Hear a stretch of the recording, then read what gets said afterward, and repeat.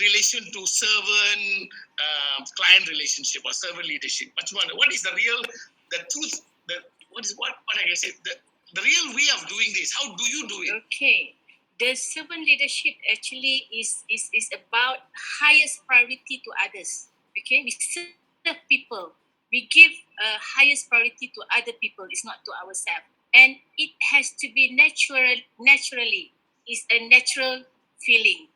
Okay, so it's natural feeling and attitude. Okay, untuk membina this type of mentality, it would take a lot of time and lots of efforts. So that's why you have to be a servant leadership. You have to be there when your people are there. I manage my team is like I manage my own family. So I manage my own family, and I will like they say is like outsource my team. So how I outsource, I will beli barang kat mana? I will show Dah nak balik ke mana ni? Damansara Sarah Perdana rumah. Tengok IC alamat betul ke Damansara Sarah Perdana? Alamat je terah. Habis tu apa bukti kata tinggal Damansara Sarah Perdana? As a leader, we have to respond quickly. We have to manage them. That it starts from ourselves. So for me, managing my team, when they call me, I will be available at any time. So that is how, yeah. Okay. Okay, we got many more questions. So let's be a little bit short in our answers. So I want to ask this question to both of you very quickly. So dalam perjalanan kita ni sebagai seorang ejen hartanah, apakah pengajaran yang kita boleh terima or you yourself dah terima dari MR? They said this lockdown period. What actually you have learned out of this that you want to share with us? Okay. Tuan Haji first or me first? Never mind. Ladies first. Okay, sediakan payung sebelum hujan, and you have to be ever ready at any time. So it doesn't mean that bila kita menghadapi masalah baru kita kena menghadapi. For me, it's at the right timing. We have to be ever ready at any time. So it doesn't matter in any conditions. So you have to work very hard all the time. So you have to work very hard all the time. You have to embrace technology. You have to be upkeep with the knowledge. So that is what I did. So in a year, I always bahagikan masa. It's a certain time that okay, the daily practice, I will build my team, the perseverance, the competency, everything. It doesn't matter. Bila you ada satu team yang memang kuat, agile team, so they can face at any time. Contohnya for my administration and management people, they are willingly come to the office before lockdown. They come back to the office and take all their desktop to their home and work from home. So that is I call the agile team. And then for our company, is just before the locking down, we just buy one system, the ERP system, and then kita memang dah ever ready with that for the numbers, for the company growth, then we can check and balance from that figure. So what you're saying is you already prepared yourself for this. So yes, at all the time. All the time. So there are very few who are prepared. I remember a couple of days ago, there was another speaker, I think it was Saki, he says they already expected something to happen. They went and get everything on the cloud. So now they are operating from the internet. Tuan Haji, Ishak, what is your view? What have you learned from? You have learned from this. Don't give advice to other people. We want to learn from you. What have you learned?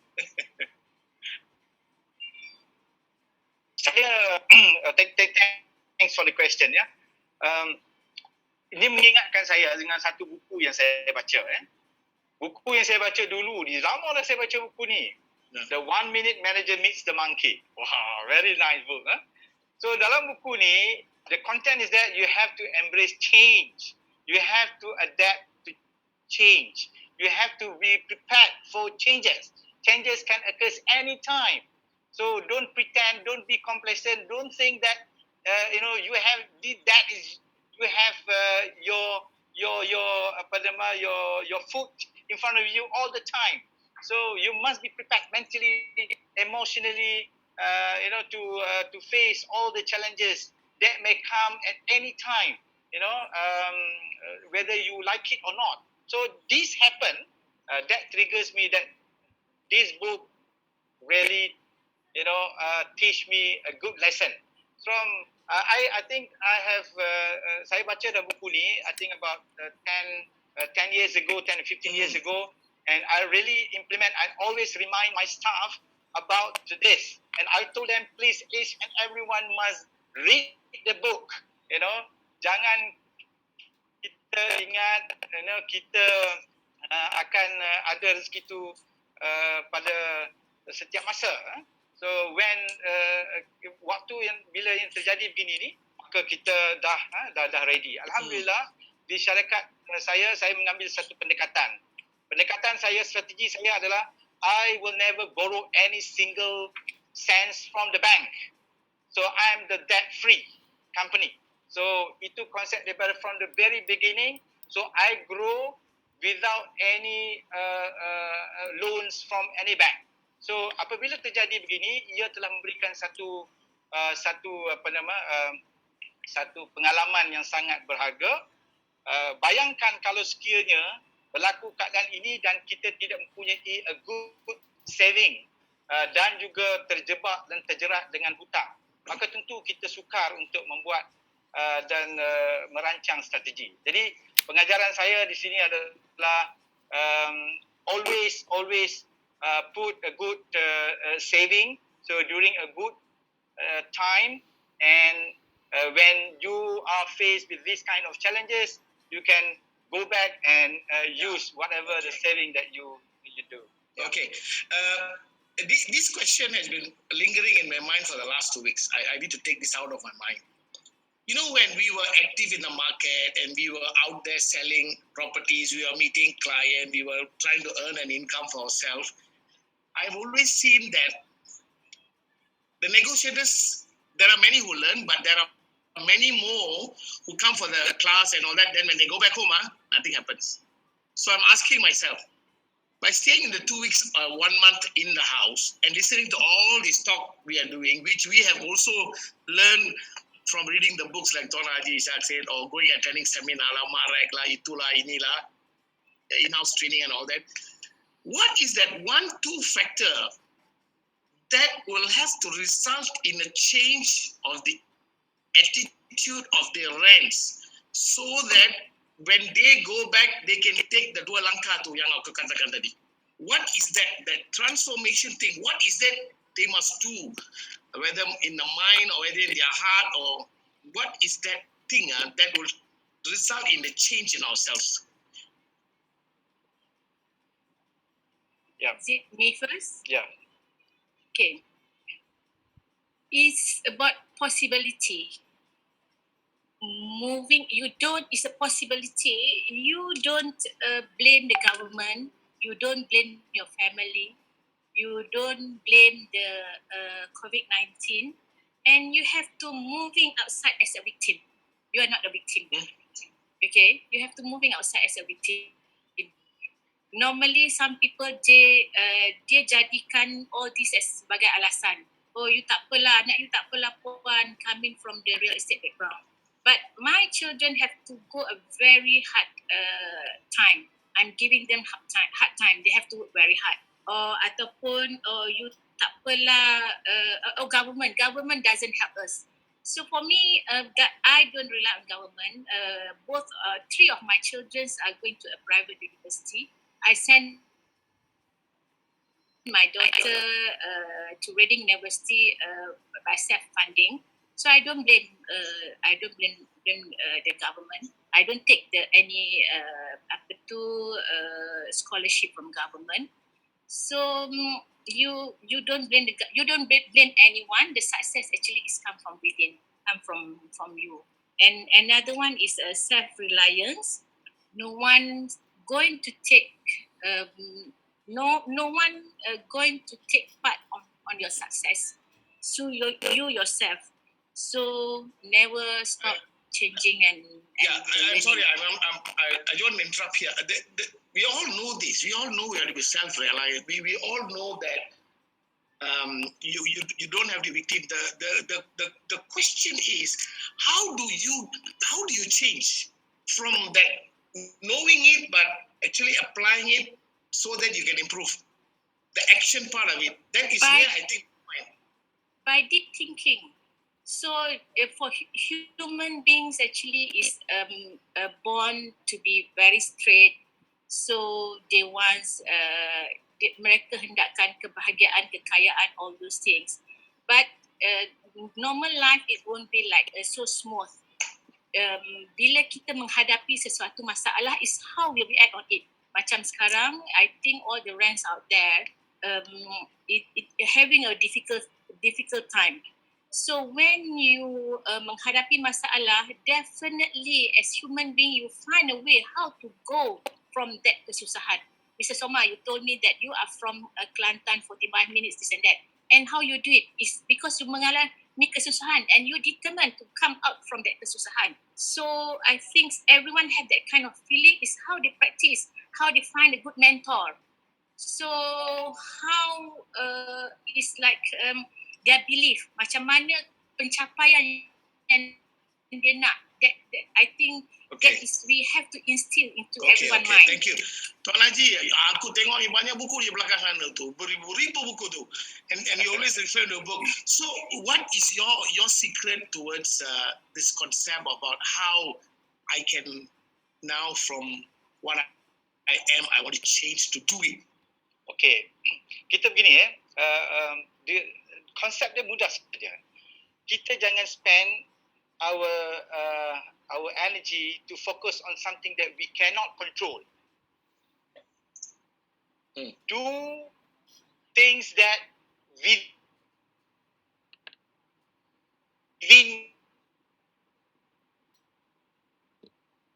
nak arahkan pun. Apa yang terjadi pasaran, can you control? You can't. So you will have to accept that is the fact of life. It will come, whether you like it or not. But what you need to do to spend your energy, to spend your mind, to prepare your emotion, to do what is within your control. What is within your control is yourself. So how I should,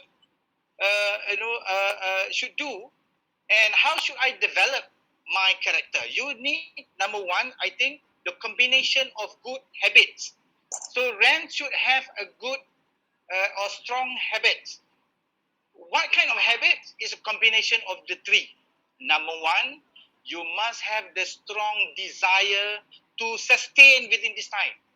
You must have the strong determination to do whatever you can, to overcome this kind of challenges. You must have the strong desire to be a successful person. No one can be successful unless they have managed to cross the bridge. So everybody have to go and pass through that. That is normal process. So you have to tell yourself, in order for me to win the war, I have to cross. I have to do. I have to talk to myself, be strong. So number one, you have to have a strong character. Number two, what you can do is that you have to improve your communication skill. The strong communication skill. So whatever skills that is required for you to be successful, you please practice, learn from the books, learn from friends, learn from the forums, or from anyone that can improve your communication. Because the communication is the effective tool for you to win the war, to close the deal. Number three is also a negotiation skill. Learn this. Nobody can give you a good time except during this period. The 1 month lockdown is an opportunity for everyone, including me, to learn what I have learned before. I have lack of knowledge. Go back and read, the technical know-how. Sometimes we don't know how to interpret the market, how to learn about the cycle of the property market. This is the cycle, the winter time. So during this winter time, how are we going to react? There will be an opportunity in every problem that we face. During this problem, there will be a good investor, people who have money to find a good property during this time. Where are they? How are they going to source these people? Go and try, to reach them.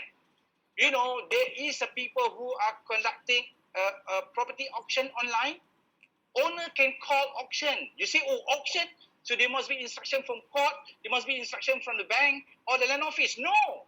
Your owner can call auction as one of the mode of disposal. As a rent, can you work with any auctioneers? If you have a good listings and the owner is prepared to sell through auction and using the online auction, this is something that you can do now.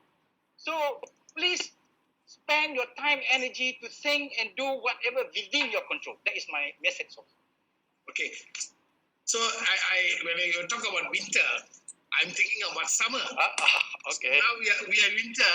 Winter doesn't last all the while. So the winter is a Satu Langkah ke Belakang. Summer is the dua langkah ke depan. So, and somebody just made a comment, and I think the point is, I think we should stop worrying.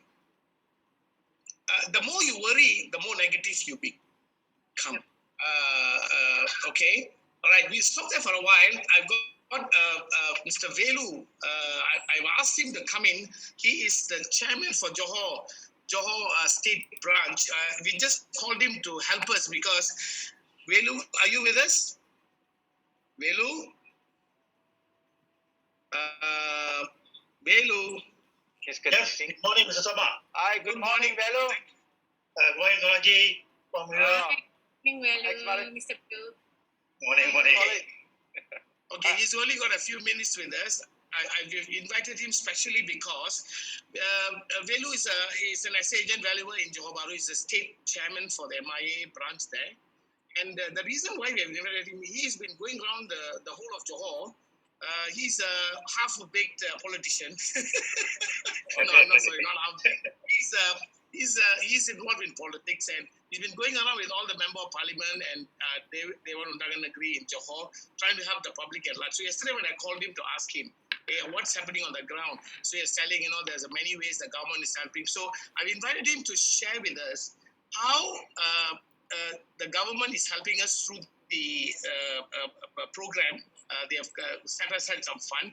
So very quickly, Velu, could you able to tell us what they are doing? How can rents go out there and maybe get some money if they are really going through some difficulty? How can they do it? Can you please share with us? Thank you, Mr. Sama. Actually, under the COVID-19 economic stimulus package, which the Prime Minister announced on the 27th of March, our real estate negotiator can apply, or basically they qualify to. Can you hear me? They qualify to get the 6 months repayment deferment moratorium on the housing loan and car loan. That will help them for 6 months. Those on the renting a property, of course, they have to talk to their landlord to help them to reduce the rental or waive the rental maybe for 6 months or defer the rental later to pay to the landlord. They also can apply to Bantuan Prihatin Nasional. Bantuan Prihatin Nasional, this is actually the one-off payment given to those below if you are receiving the Bantuan Sara Hidup, BSH, those household income below 4,000, you are entitled to get 1,600 one-off payment, which will pay 1,000 ringgit in April and 600 in May.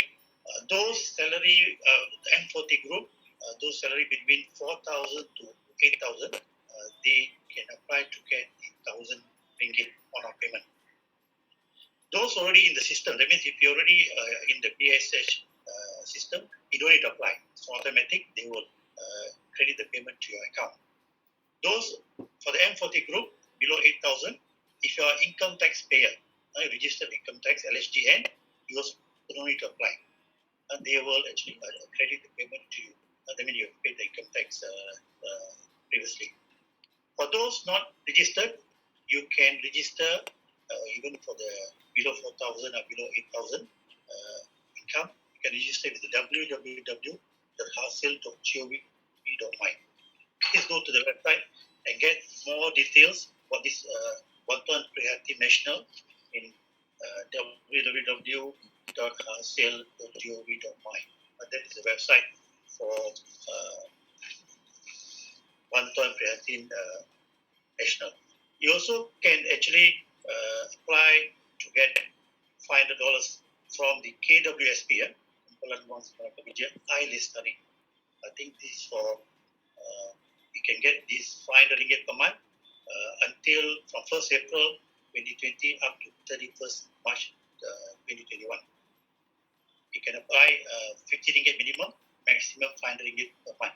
That is to help members weather through this COVID-19 crisis. You can apply by going to, if you have an I account with the KWSP, you can use the I account, members account to apply, or you also can go to www.kwsp.gov.my, look for I-list study to get more details. These are the two help. One is one-off payment, the bantuan prihatin rakyat. Another one is the monthly payment for ringgit from your account to. Take note, you must have saving in account two. If you don't have any money in account two, of course you can apply. And that is two. Thirdly, for those real estate negotiators who are facing financial difficulties, where they are finding difficult to get food on the table for their family, please approach your member of parliament, your estate assemblyman, to their service center, or to contact them. You can also go to your district office, pejabat daerah, the respective pejabat daerah, and also Jabatan Kebajikan Masyarakat. At these places, they provide basically the household groceries like barang keperluan dapur, they call it, normally the beras, cooking oil, eggs. These are actually, if you are struggling to put food on the table. These are few places that you can get some help for this during this COVID-19. We will be playing a video on the EPF, how you can get the money from EPF after this end of this program. So wait for that video. So you already got this information which we have shown over the chat with you this morning. You can download this. We will put this up on our Facebook, so you can take this. So there is an opportunity for all of you to do this. Tuan Haji, I've got this question, burning question in my heart. You know, Singapore moved so fast. Of course, we can't compare Singapore. They moved so fast to say every estate agent in Singapore will get 1,000 ringgit a month for 6 months. Specifically, estate agent. Kita ni pusing sana, pusing sini, tak tahu kita dapat ke, tak dapat ke. Ini pun kita tidak tahu whether agent qualified. Mengapa pula ni kita ada 25,000 orang estate agent di seluruh negara? Kita contribute $80 billion in terms of transaction based on our study. Why? And we come under Ministry of Finance. Kita satu profession yang patutnya dihormati, tapi tak ada langsung. Ni macam mana ni? Mengapa ni? Macam mana kita nak cari jalan untuk mereka, estate agent nak hormat sikit lah. Indirectly lah, not come and make a press statement. Then put us in the list of also people, he-ailers are more important than estate agent in this country now. They already got allowance. Then we say, can you follow their model and give it to us? Malu juga ni. Macam mana Tuan Haji? Yeah. You know politics. Yeah, I think you have the valid point there. I think the role of estate agents and negotiators are paramount, very important to the country. I think they have played a very a superb job meeting owners and buyers and helping the country to prosper through property transaction and so on. So I think so these are the people or the group of rakyat that the government should look and protect, because without them, without rents and estate agents in this country, definitely the secondary market will not be able to prosper, or even the primary market for that matter. So I think the government should give consideration, to give something to the people like estate agents. I think what Value have said just now, perhaps if they want to classify agents as the so-called self-employed people, can perhaps come into one of the lists.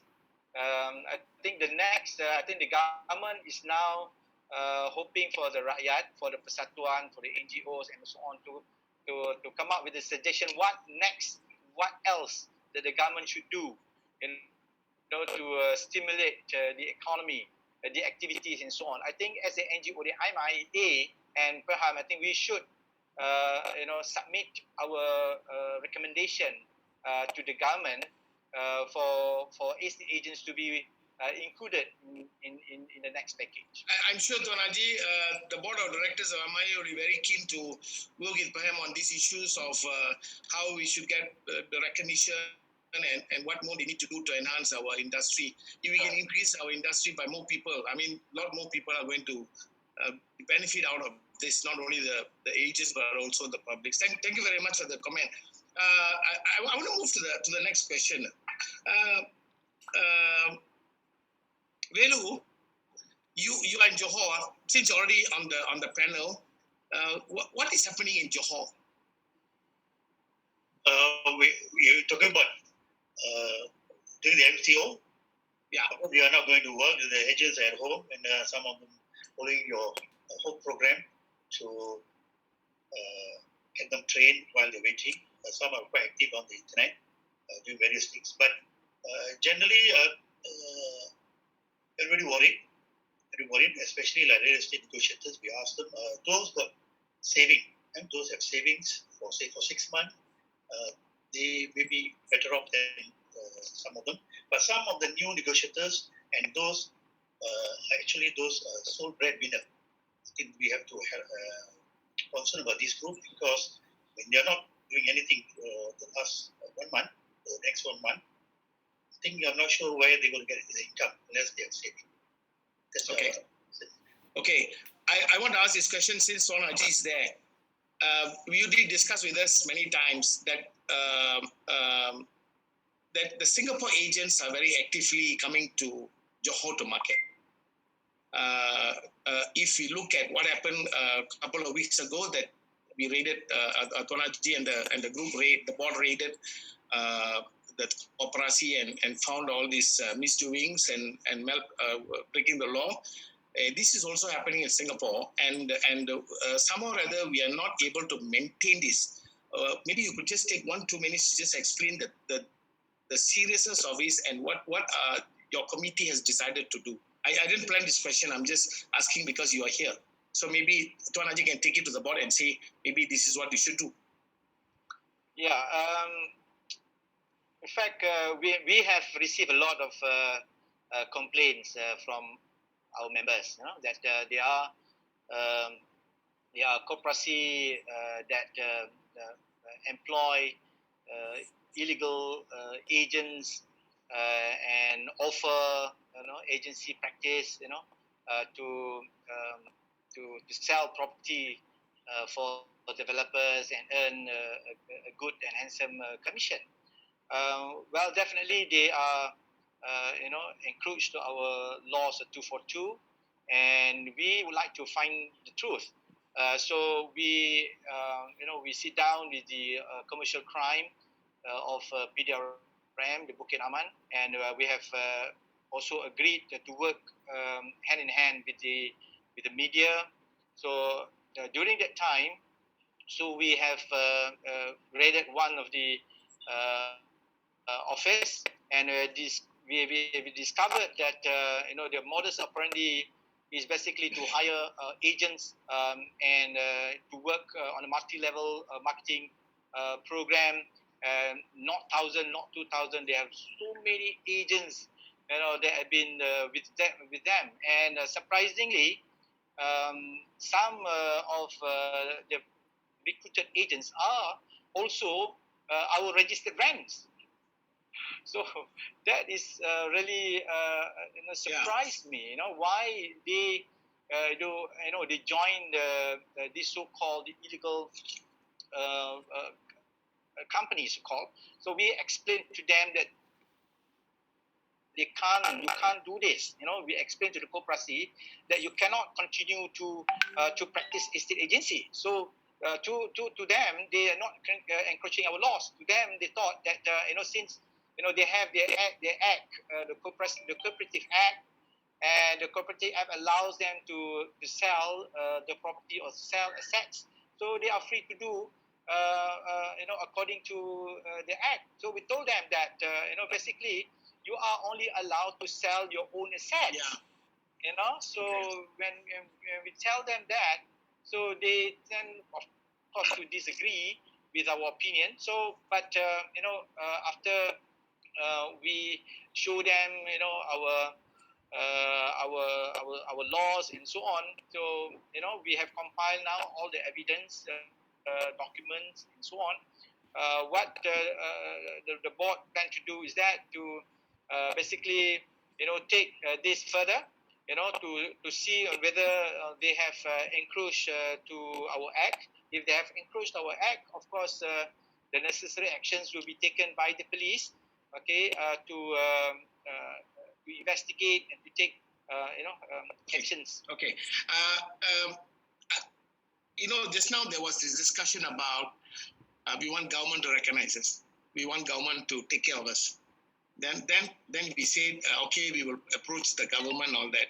In the same retrospect, how should we, as agents, as negotiators, as probationary agents, we are all after the money and everything else when it comes to the ethics, when it comes to the servant leadership, to taking care of our clients. All this is thrown out.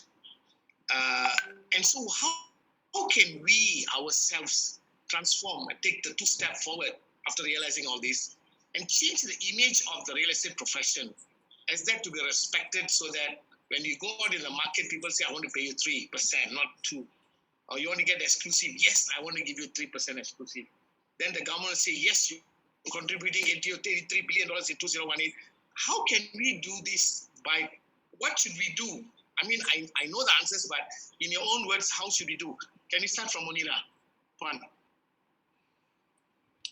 I believe that pelajaran actually is a long-term process and come from home and come from our masyarakat. So, of course, and also come from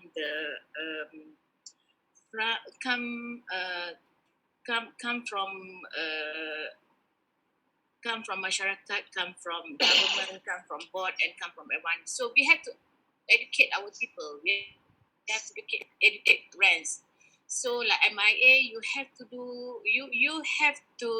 reach all the rents out there. That's the only way. So we as a practitioner, when we have as senior, we have to reach them and tell them. Some of them are so ignorant. Some of them wants to practice here, tak tahu yang we are bound by act, we are bound by regulations. So that is our role. Is your role, Mr. Soma? Is MIEA role? Is board role? Is PEHAM role? To tell everyone and to guide them what is do's and what is don't. But our role is one thing, is how to reach them, to make them interested to come to us. Then what is the value creations? What is the value that we can give it to them? And what is the value by being a straightforward brand according to a law? What is the value they can get? This type of value they won't get instant. They will get actually in the long run, and is again the fittest the survival of the fittest. So they should know that kalau dia buat jalan yang tak betul, actually they won't be last in the industries. Like us, Mr. Soma, you are longer than me. I started my career from 1989. I think Tuan Haji is very long. So look at us. We are the example. Walking example. We are the example that we follow the rules, but we are still here. By how many cycles of the economy, I passed through 5 cycles of the economy, and I believe what is going down should be going up, and that is post, pre and post. Summer is coming. I'm sorry. Just now I was asking this question. Tuan Haji, just a minute. Velu was asking the question about the Singapore factor in Johor Bahru. Yeah. Maybe you can add some value. There are some agents from Johor listening. They said there are a lot of agents working, or I don't know whether I should say they're working with lawyers, pakat dengan lawyers more, but all these twists. What's your comment about the Singapore factor? Yeah, these Singapore, not all, I think not all Singapore agents are operating in Johor Bahru. Some of them, they are here because they know the clients. How they know the clients? The clients are Singaporean. They would have dealt with the Singapore agent in Singapore, or Malaysian PR for working and staying in Singapore. They would have dealing with the Singapore agent in Singapore. So when they invest properties in Malaysia, later they want to sell in sub-sale, they will sell or rent it out. They may not know the real estate agents in Malaysia. So they go back to the Singapore agent asking them for the help. The Singapore agent, by right, they should engage co-agency with Malaysian or Johor Bahru agents to do their real estate business by so-called co-agency. But some of them, instead of doing co-agency, they coming over to Johor Bahru, they put their not sticker, they put their phone number, and then we have to co-agency with them. So they'll say, you take your side, I'll take my side. So this has been happening, and we have highlighted this to Institute of Estate Agents Singapore, but they felt they have advised their members. But this is happening in Malaysia, in outside Singapore. So even the Council of Estate Agent cannot take action against them. So only way is we have to educate, wanting the public to use the Malaysian agents for Malaysian property. Tempting the board also can actually take action against them. Okay, all right. Time's running out. We already passed an hour, and I see that people are still there. Two questions. I'm going to throw a tough one to Tuan Haji. Yesterday we made a press release, and MIEA dah buat cadangan. Other than asking for the government to help us, we also have asked for the help to public, zero rise the RPGT. We also requested that a few other things, and to remove SST and all that for the time being. And more importantly, kita punya well-being orang-orang kita lah, rent.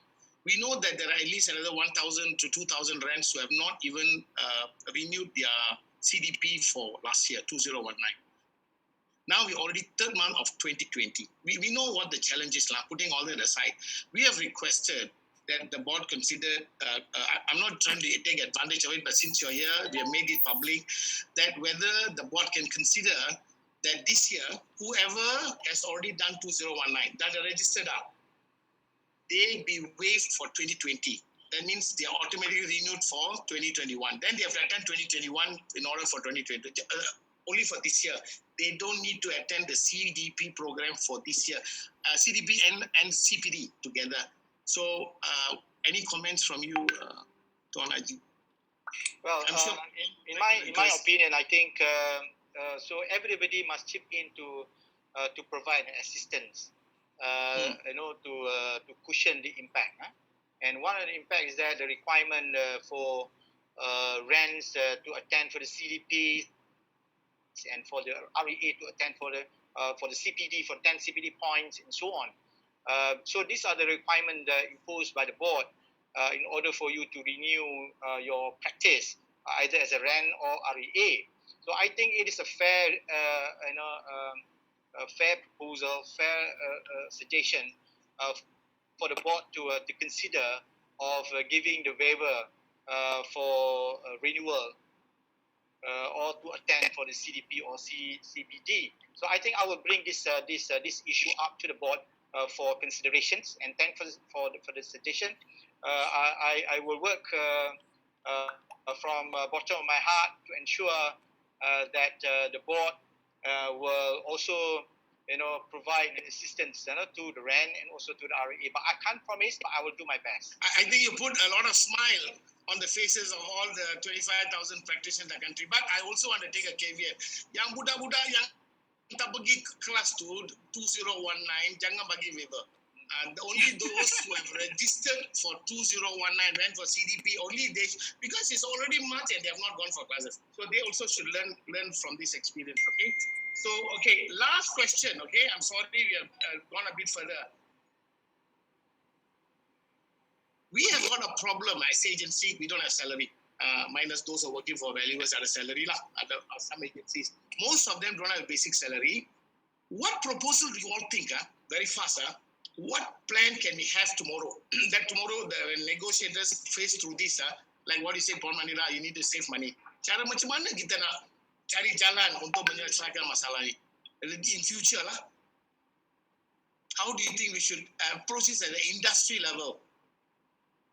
Contribute the EPF? Macam mana ni? Contribute actually contribute EPF actually is really good. That is what we done in our office for last time.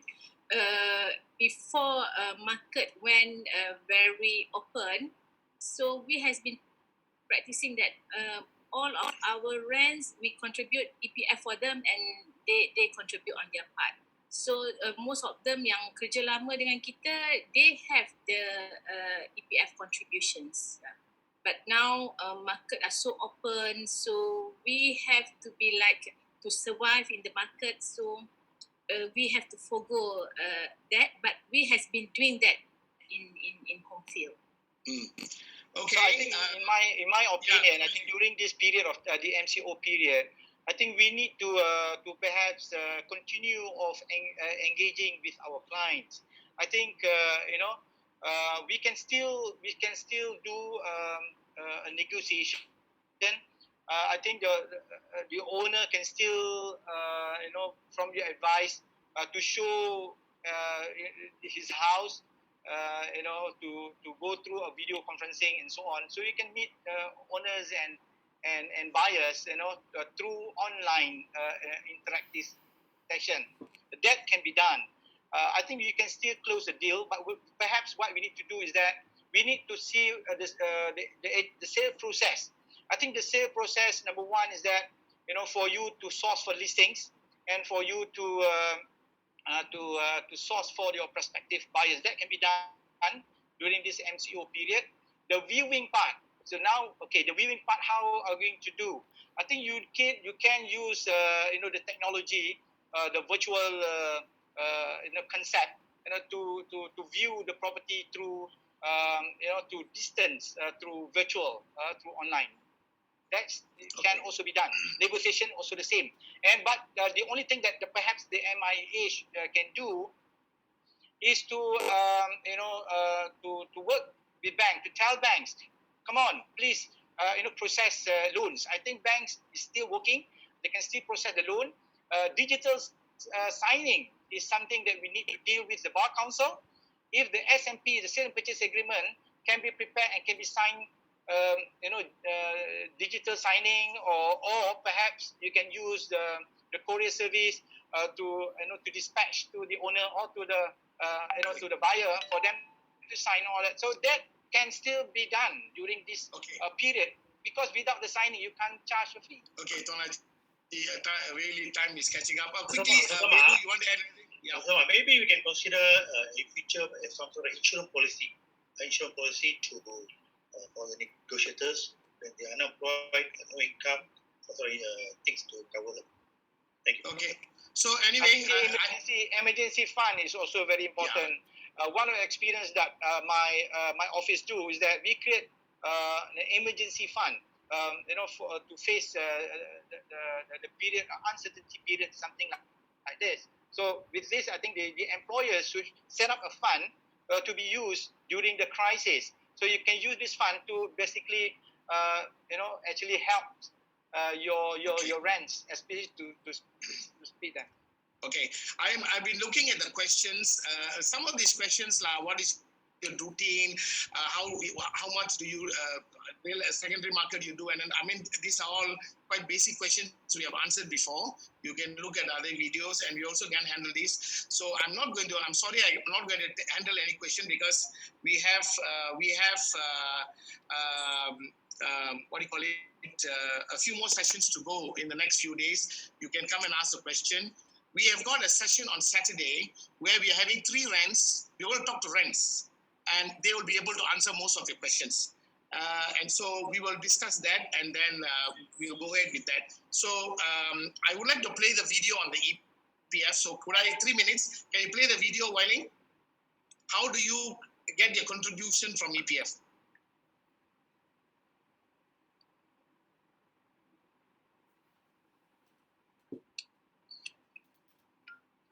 Tadi dah buat test lah. Murphy, sit down lah. Okay. Berikut adalah soalan lazim asas berkaitan dengan pengeluaran air lestari KWSP. Bilakah ahli boleh mula mengemukakan permohonan pengeluaran air lestari? Ahli boleh mula mengemukakan permohonan pengeluaran mulai 1 April 2020. Apakah amaun yang layak dikeluarkan oleh ahli di bawah pengeluaran air lestari? Amaun yang layak dikeluarkan oleh ahli di bawah pengeluaran air lestari adalah 1. Apa-apa baki simpanan dalam akaun 2 tidak melebihi jumlah maksimum RM500 sebulan untuk tempoh selama 12 bulan tertakluk kepada baki akaun 2 semasa proses pembayaran pada bulan berkenaan dibuat. Bayaran bermula dari bulan permohonan diterima oleh KWSP sehingga Mac 2021. 2. Pengeluaran boleh dibuat bagi tempoh 1 tahun iaitu dari bulan April 2020 hingga bulan Mac 2021 tertakluk kepada para 2.1. 3. Bayaran pengeluaran air lestari akan mula dibuat mulai Mei 2020. Bagaimanakah ahli boleh mengemukakan permohonan pengeluaran air lestari? Borang permohonan yang lengkap diisi boleh dikemukakan melalui 3 saluran berikut. 1.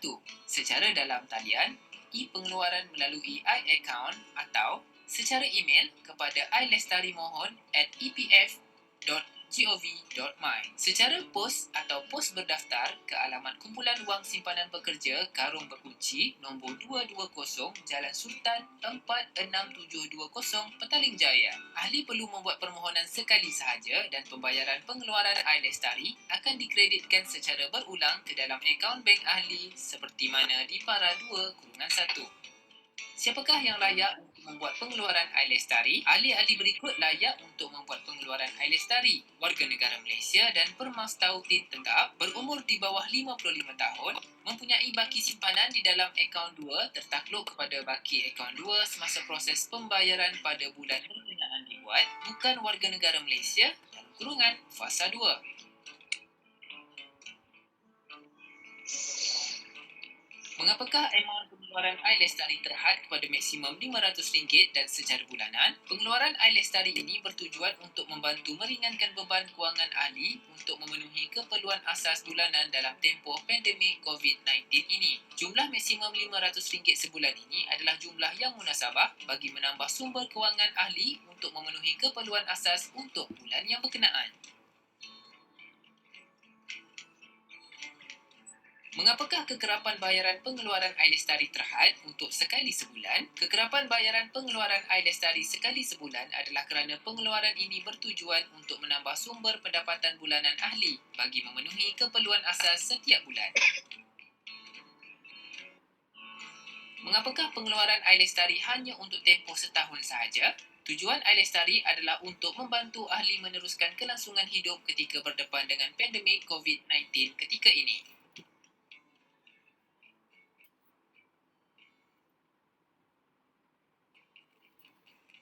Kerajaan akan terus memantau perkembangan situasi ini dan keperluan pengeluaran ini dari semasa ke semasa dan dijangka impak pandemik COVID-19 akan berakhir selepas tempoh itu.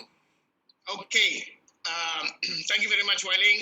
Okay, we're going to wrap it up now. So, last question, wrap it quickly. Quickly answer this. So sebagai satu kesimpulan, conclusion untuk perbincangan pagi ini, what is the take-home point? I know we said a lot of things in your own mind. What's the take-home point? Supaya bila COVID semua ni dah selesai ataupun sekarang pun ada orang banyak close deal. I heard so many people are closing deals. I think Puan Munira also closing deals now. So what is the take-home point for all our agents and REA, PA and reps? Very quickly.